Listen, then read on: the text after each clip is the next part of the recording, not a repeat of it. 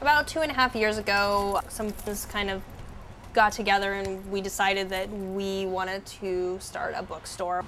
So we thought we could create a fun place for people to, obviously buy books, but to just kind of have fun with the place.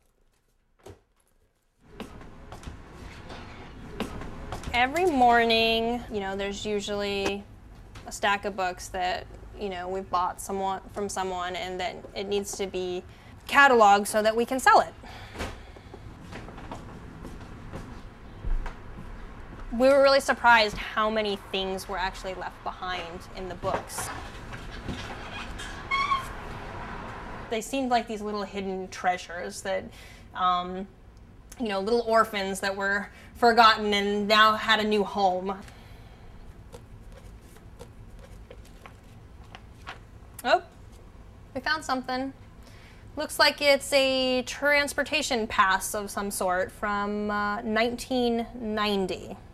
So we'll put that in a box and then later it'll go in the museum.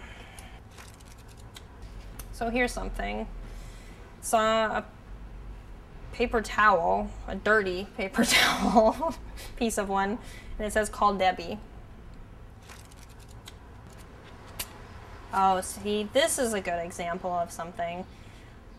This kind is one of my favorites. It's, like a note with some doodles on it and maybe some notes to self, and there's some kind of mathematical little, additions and subtractions and, a phone number and a message. And at first glance, it just looks like normal, just little doodle. Maybe, this person was on the phone and they were doodling. But if you look very closely, it says right here, "I don't respect him." And then all of a sudden, it becomes like there's a story behind this. What is it? And you just, I don't know, you make up things in your head, but, what is the story? As a kid, I wanted to be a detective. I was obsessed with, Sherlock Holmes, and, I had a little detective kit. So I think for me, it's, the logical, progression of finding something in a book, and I need to, put the pieces together. So, it's like any kind of available information there is there. I put it together and form some kind of backstory. And yes, I'll never meet any of these people, but, and they'll never know that I was thinking about them so much, but I was thinking about someone else that I don't know and will never know.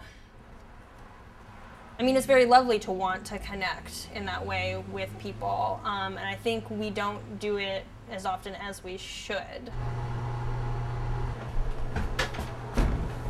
There are all different kinds of things in the museum.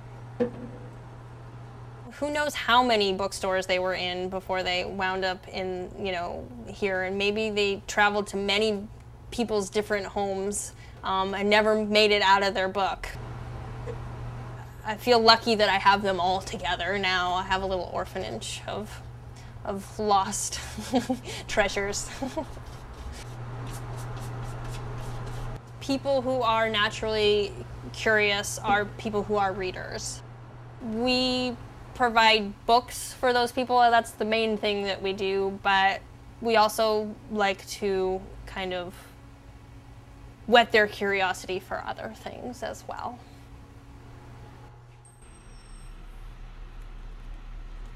Well, this one is an interesting one. Found a photo.